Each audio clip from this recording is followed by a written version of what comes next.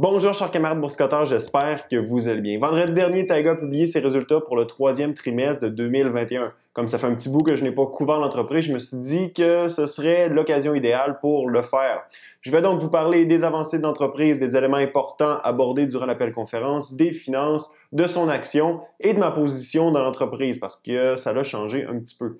Pour ceux qui ne connaissent pas l'entreprise, il s'agit d'un producteur de véhicules hors route électriques ayant actuellement dans son catalogue une motoneige et une moto marine, toutes deux offertes dans différentes versions. L'entreprise est aussi en processus de développement pour un côte-à-côte dont le lancement était initialement prévu pour 2023, mais qui, selon moi, risque d'être retardé d'au moins une année. Un des gros avantages de l'entreprise, c'est qu'elle n'a jamais été impliquée dans la production de produits à combustion, ce qui la rend plus agile et lui offre beaucoup plus de flexibilité dans la mise en œuvre de sa stratégie 100% électrique. Taiga n'a pas besoin de faire une transition difficile de l'essence à l'électrique avec tous les défis que ça impose.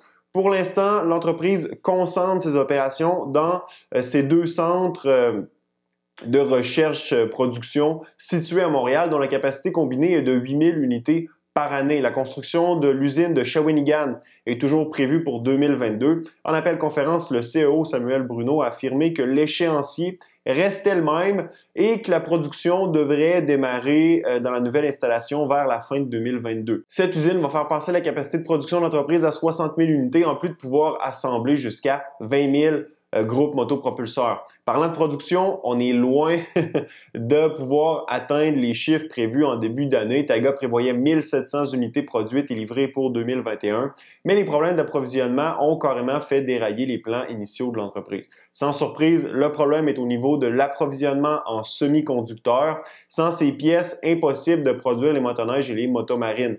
En appel conférence, Sam Bruneau s'est montré confiant d'être en mesure de livrer quelques-unes des premières unités produites d'ici la fin de l'année. Pour ce qui est des prévisions pour 2022, il n'a pas voulu s'avancer compte tenu de l'incertitude concernant les chaînes d'approvisionnement. Taiga a tout de même fait des modifications à ses produits et amélioré ses processus de production pour tenter de minimiser l'impact des pénuries en semi-conducteurs sur sa production, mais reste qu'un minimum de pièces est nécessaire et que sans elles, l'entreprise ne peut lancer sa production de masse. Sur une note plus positive, les précommandes continuent de s'accumuler. Au 30 septembre, Taiga avait 2490 précommandes. Et si j'ai bien entendu lors de l'appel conférence, en date du 31 octobre dernier, 2832 précommandes de motoneige et motomarine. Ne me citez pas là-dessus parce que je ne suis pas certain d'avoir bien entendu le nombre lors de l'appel conférence. Peu importe, si on prend les données de septembre, ça représente un gain de 20% du côté des précommandes depuis le 30 juin 2021 et 100% depuis le 31 décembre. Au moins, lorsque la production va pouvoir démarrer pour de bon, Taiga va avoir un bon nombre de clients à servir. La répartition des précommandes est d'environ 50-50 entre la motoneige et la motomarine. L'entreprise compte aussi faire une tournée au Texas, en Floride et en Californie pour faire découvrir sa motomarine. C'est à mon avis une excellente chose dans la mesure où le gros du marché pour la motomarine est aux États-Unis. Autre bonne initiative de Taiga, le lancement d'un réseau de bornes de recharge électrique hors route en Amérique du Nord. Le réseau devrait couvrir 75 000 km de sentiers et voies maritimes d'ici 2025. En tant que premier joueur électrique dans le secteur, Taiga adopte une approche similaire à ce qu'avait fait Tesla en développant son propre réseau de bornes de recharge. Pour Tesla, ça s'est avéré une excellente décision pour accélérer l'adoption de ces véhicules électriques en diminuant l'anxiété que pouvaient avoir certains acheteurs potentiels à l'égard de l'accessibilité des installations de recharge et de l'autonomie des voitures. Ça risque d'avoir le même impact du côté des produits de Taiga. Pour ce qui est de l'équipe, Taiga compte maintenant 154 employés, dont la moitié sont des ingénieurs. Ça, c'est très positif.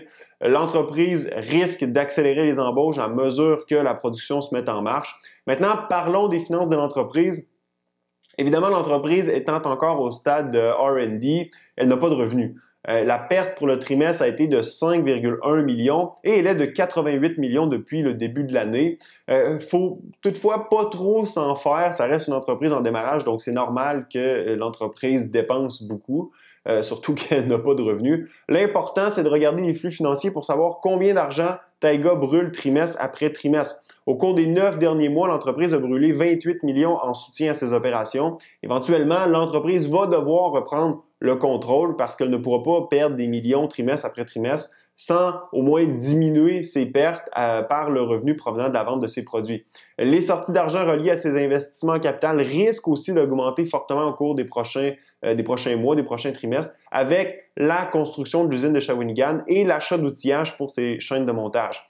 Sans surprise, les entrées d'argent sont liées au merger avec le SPAC et l'investissement privé qui ont rapporté 136 millions à Taiga. Du côté du bilan, c'est positif. Taiga a 110 millions en trésorerie et équivalent de trésorerie et seulement 336 000 $ de dette à long terme.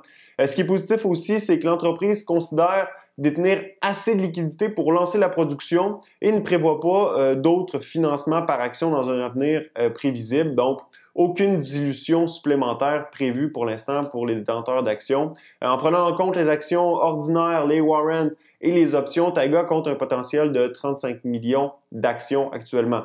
Du côté de l'action, le prix fluctue surtout par rapport au potentiel de voir l'entreprise lancer sa production avec succès, passer du prototype à la production commerciale.